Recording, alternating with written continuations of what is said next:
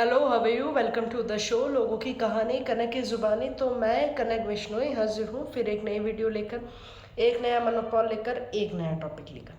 तो आज की वीडियो बिना वक्त जाए किए हम आज की वीडियो स्टार्ट कर दें। आज की वीडियो रिलेटेड है ट्यूशन्स पर, पेरेंट्स पर और स्टूडेंट्स पर।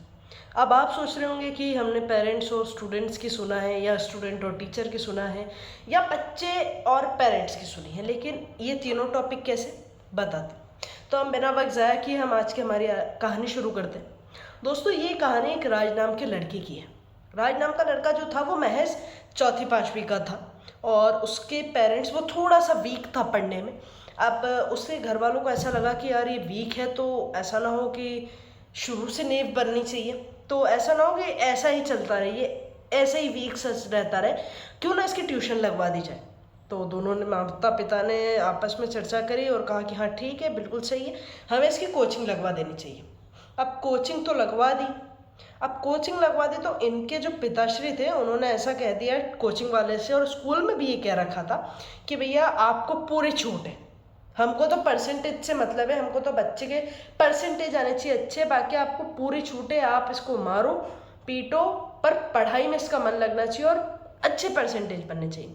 अब इतना कह देते फिर तो टीचर्स अपना हक समझने लगते, और जो कि अच्छी बात है। स्टूडेंट पे जब तक टीचर अपना हक नहीं समझेंगे, और स्टूडेंट टीचर पे जब तक अपना हक नहीं समझेंगे, तब तक पढ़ाई और रिश्ते दोनों बहरहम से रहेंगे। लेकिन ऐसा कह देना कई बार गलत भी साबित हो जाता है, बच्चों के लिए भी और पेरेंट्स के लिए भी। कैसे, वो हम अभी आगे वीडियो में जानेंगे। तो उसके पिताश्री ने ऐसा कह दिया कि भाई आप तो ऐसा करो कि हड्डी हड्डी हमारी, मांस मांस आपका। अब थोड़ा जैसे जैसे राज थोड़ा थोड़ा सा बड़ा होते गया, बढ़िया चलता रहा, लेकिन उसका जो टीचर था ट्यूशन वाला, वो बहुत स्ट्रिक्ट था। अगर ये होमवर्क नहीं करके जाता था, या थोड़ा बहुत से ढीला पढ़ने लग जाता था, आनाकानी करता था लिखने में पढ़ने में, तो उसका टीचर उसे बहुत मारता था। एक दो बार तो एक दो थप्पड़ भी लगाए। एक दो थप्पड़ लगाए तो राज ने कुछ कहा नहीं, क्योंकि उसने सोचा कि घर जाके कहूँगा, मम्मी पापा से कहूँगा, पापा फिर वहाँ पापा भी मारेंगे और सब बात खराब हो जाएगी, वो अलग।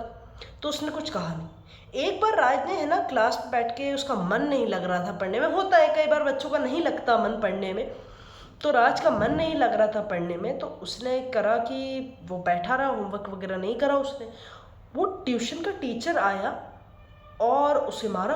अब मारा तो सबके सामने मारा, और इस बार ज़्यादा मारा, एक थप्पड़ की जगह दो लगा दी। अब अगले दिन राज की मम्मी ने देखा कि राज थोड़ा सा सहमा सा है, उसको हल्का सा बुखार आ गया है। तो राज ने मना कर दिया कि मैं कोचिंग नहीं जाऊंगा, मैं स्कूल नहीं जाऊंगा। तो मम्मी ने कहा अरे क्यों नहीं जाएगा बेटा।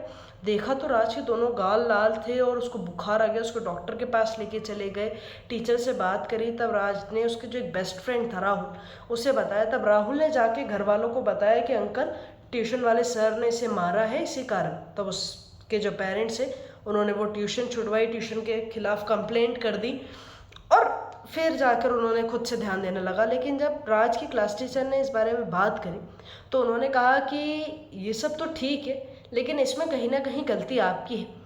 कई बार होता है कि ट्यूशन्स हम बच्चों की लगवा देते हैं, ज़रूरी भी होता है कुछ बच्चों के लिए, कुछ बच्चों के लिए नहीं होता, कुछ जल्दी कैच कर लेते, कुछ नहीं कर पाते। तो ट्यूशन्स लगवा देने से अच्छा है कि कवर अप जल्दी हो जाता है उनका। लेकिन हम ये कह देते हैं कि आप मारो, आप पीटो, ये चीज़ गलत है। मारो पीटो ठीक है, लेकिन एक लिमिट में मारो पीटो, वो अच्छा लगता है। आप अगर मार रहे हो, मारते ही जा रहे हो उस बच्चे पर, तो उसका पढ़ाई लिखाई तो कर गया, वो डर बैठ जाएगा। अगर आपको याद हो तो मैंने अभी जो पिछली वीडियो बनाई थी मोना नाम की, वो इसी से रिलेटेड थी कि उसके टीचर ने उसे ज़ोर से चिल्ला दिया और उसके मन में वहम बैठ गया। तो कोई भी अगर ज़ोर से चिल्ला देता था तो मोना डर जाती थी। तो मेरी रिक्वेस्ट रहेगी सभी पेरेंट्स से, ट्यूशन ज़रूरी है, बिल्कुल है, इसकी मैं मना नहीं कर रही। अगर अभी मैं आपको बात करूँ, हाल ही का, रिसेंटली शायद एक हफ्ता हुआ होगा, एक किस्सा आया है। किस सिटी से है वो तो मुझे ध्यान नहीं है, बट एक छोटा सा बच्चा है 3 साल का, तीसरी क्लास का।